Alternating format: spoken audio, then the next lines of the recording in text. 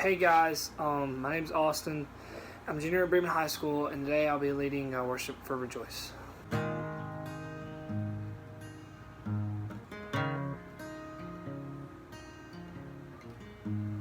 Lord bless you and keep you, make His face shine upon you, be gracious to you. Lord, turn His face towards you and give peace.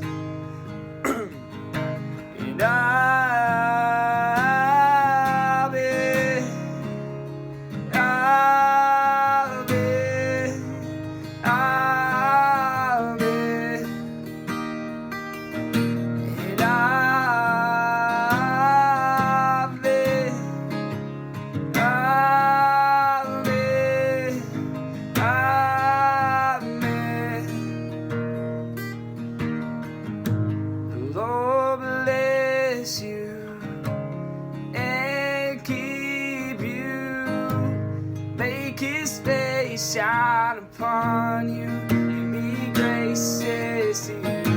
The Lord bless you, face toward you, and give peace. And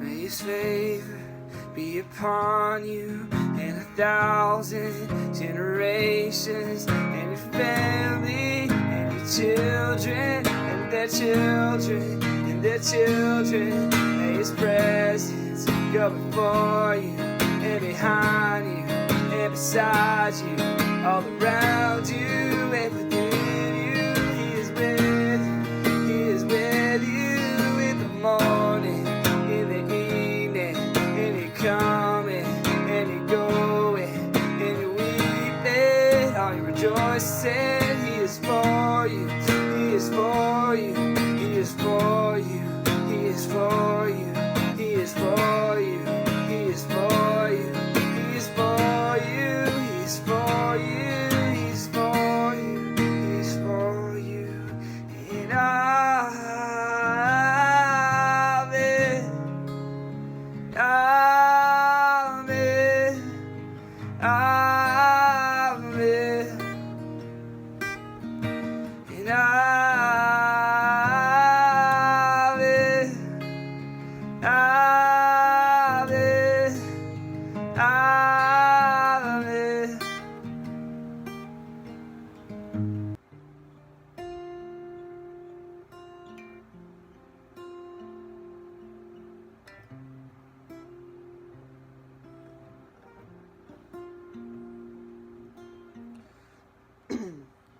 here I am, down on my knees again, surrendering all, surrendering all. Find me, Lord, as you draw me near, desperate for you, desperate for you. Dress my soul's mercy and grace affords hunger and thirst, hunger and thirst. With arms stretched wide, I know you hear my cry. Speak to me now, speak to me now. I surrender, I surrender, God. I want to know you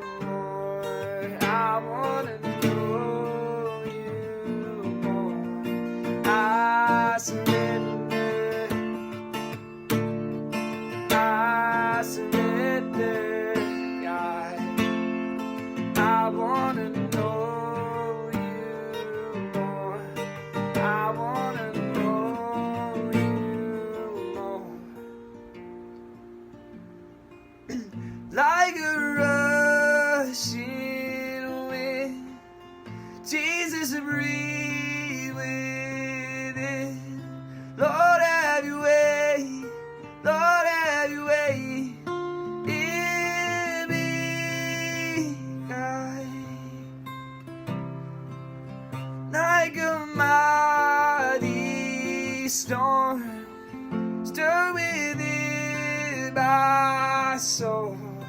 Lord, have your way. Lord, have your way in me. Like a rushing wind, Jesus, breathe within. Lord, have your way. Lord, have your way in me. Like a mighty storm, stir within your soul. Lord, have your way. Lord, have your way in me.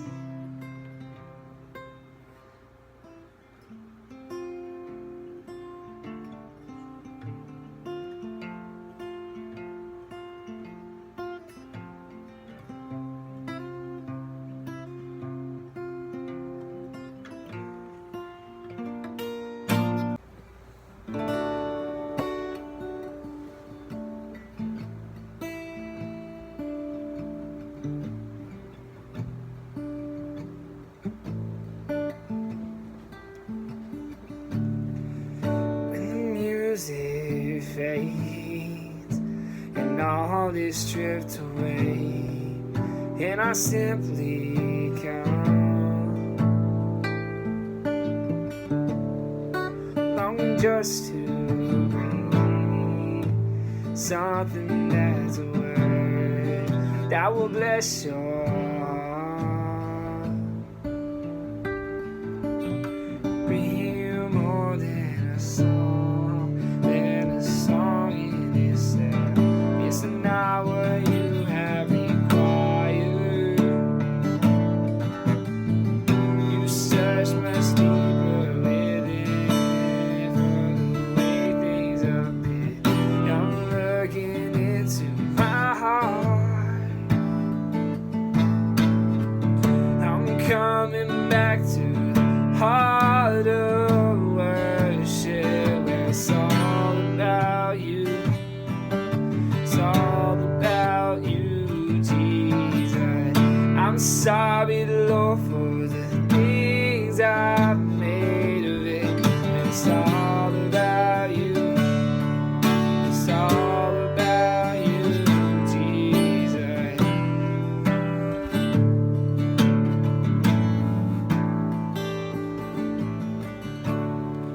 King of endless word that no one could express just how much you deserve.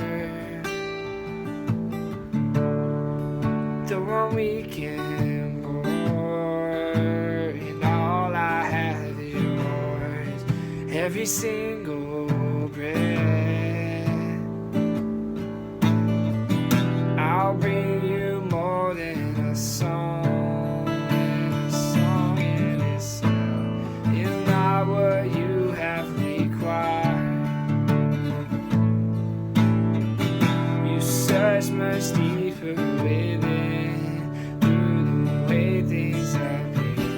You're looking into my heart. I'm coming back to the heart of worship. It's all about you. It's all about you, Jesus. I'm sorry, Lord, for the things I've made of it. It's all about you. It's all about you, Jesus. It's all about you. It's all about you, Jesus. Hey y'all, my name's Copeland and I'm a freshman at Raymond High School, and today Isaac asked me to share a quick little message with y'all. But before I get started, I just want to share a little bit about me and my journey so far. Me and my family, we went to church as much as we could. Sometimes we just couldn't get there. So I would always go with like my neighbors or my friends or just whoever I could find to take me, because I really loved going to church. I loved the music. I loved like learning about the Lord. So that was really, really cool. And so then when I started to get older, I went to vacation Bible school with one of my neighbors in 2013. I absolutely loved it. I was so excited. I would come home every day and just tell my mom everything that we did. A few days in, I decided to get saved. At the time, I knew what it was to be saved, but I didn't really understand it fully. I think a lot of us do that when we're younger. So I did that, and then a few days later, like towards the end of the week, I decided to be baptized. So I was baptized at Villa Rica First Baptist in 2013 at the end of the Vacation Bible School. It was really cool. Like I said, I understood what it meant to be baptized, but I didn't fully understand how I would walk out my life after I had been baptized. So then a few years passed, and I just kept living my life as I had normally had before I got baptized and then before I got saved. I didn't really do anything different because like I said, I didn't really know what I should be doing or how to serve my community or tell people about the Lord. About 4 years ago, I really started leaning to the Lord. My parents started their divorce. It was really hard on me and my brothers. I think it's really just hard on anybody when that happens. So I just started reading my Bible. I started going to church more. I started worshiping, listening to Christian music in my room, just blaring it and journaling in my Bible, just doing whatever I could and praying. I mean, it really did help me get through this hard time in my life. Like I said, it was really just a struggle for me and my brothers to get through the situation, because it's never fun seeing your parents not love each other anymore. Then last summer, I found Southern Hills through one of my good friends, and so I started going to some of their trips with them, and I just really loved the community and the atmosphere that Southern Hills had. I just continued to go there. In August 2019, I decided to be baptized, and I talked to Keith, and I was like, dude, like I want to do this. I think it'd be really cool, and I really understand now what I'm doing and what I need to do to get my life the way I want it to be and to serve a God that loves us so dearly. And he was like, okay, let's do it. And so we did. It was great. It was awesome. And so then I joined a life group with Kristen Hicks. She's awesome. And so is everybody else in my life group. They really helped me walk out my journey and just walk out my faith, especially when I'm struggling. So that's basically it so far. All right, so now I'm going to jump into the word. We're going to be in the book of Job. I'm just going to be going through Job's story. I chose it because I thought it had a lesson in there about patience and suffering, and it kind of just went hand in hand with my parents' divorce and how it was a hard time for me, and it was a time of hurt, and it really just made me rely on the Lord and lean on him and just ask him, like, why me? Why did this have to happen? I just really had to be patient and see where he was taking this and how he was going to heal my heart. And you'll see that in Job. He got a lot of things taken away from him. He suffered a lot. He just had to be patient. He had to wait. He had to see what God's plan was for him and why this happened to him. And so I'm going to jump right into Job 1:1-3, and it reads, In the land of Uz there lived a man whose name was Job. This man was blameless and upright. He feared God and shunned evil. He had 7 sons and 3 daughters, and he owned 7,000 sheep, 3,000 camels, 500 yoke of oxen, and 500 donkeys, and had a large number of servants. He was the greatest man among all the people of the East. So as you can tell in those verses, Job was a pretty wealthy man. He had everything that anybody ever wanted back then. It even states that he was the greatest man among all the people of the East. And so later on in this chapter, we get a glimpse of Satan's work and what he does to Job. And so the Lord calls Satan, and he's like, I need you to go make Job suffer. I need you to make him prove his faithfulness to me. And so that's what Satan does. And so the Lord allows Satan to take everything from Job, his children, his cattle, his crops, his servants, everything. But not once did Job blame God for it. And you'll see that in chapter 2, verses 9 and 10. It reads, His wife said to him, Are you still maintaining your integrity? Curse God and die. He replied, You are talking like a foolish woman. Shall we accept good from God and not trouble? So basically, Job's wife was like, curse God and die. Like, why would you want to stay here and suffer? And Job's like, no, you're talking foolish. we shall accept good from God and not trouble. So we should see the good and not the bad. Job quickly began to realize that God had a plan for him, and he had to be patient. He had to be trusting in the Lord in order for that plan to be revealed to him. Later on, Job's friends come and talk to him, and they're like, Job, what did you do to commit such a great crime to receive such great punishment? And Job knew that he had not committed any great crime to receive such harsh punishment from the Lord. But Job knew that sometimes bad things happen to good people, and we know that today a lot of bad things happen to people that we wouldn't ever expect for them to happen to those people. And so Job knew that God had a plan, and he was willing to allow any suffering, any hurting that God wanted to put in his life, because he knew he had to wait, he had to be patient with the Lord in order to be rewarded. In the end of Job 42:10, it reads, "And after Job had prayed for his friends, the Lord restored his fortunes and gave him twice as much as he had." So that's just saying that, like, the more that you are willing to wait and the more that you are patient with the Lord, the greater rewarded you'll feel. And sometimes you'll even get more out of it than you asked for in the beginning. Basically, what I took away from this whole story is that Job was telling us that we need to trust the process, we need to trust the waiting, because even though we may be hurting now and it may not benefit us now, it's nothing compared to what the Lord will give us to restore our hearts and to restore our minds. Being patient is a very hard thing. I'm very guilty of being impatient because our generation now, we want everything yesterday. I mean, that's just how we're used to it now. But there's a very good reward for being patient and being willing to see the good and not the bad. And I think that's what Job was trying to tell us in this story.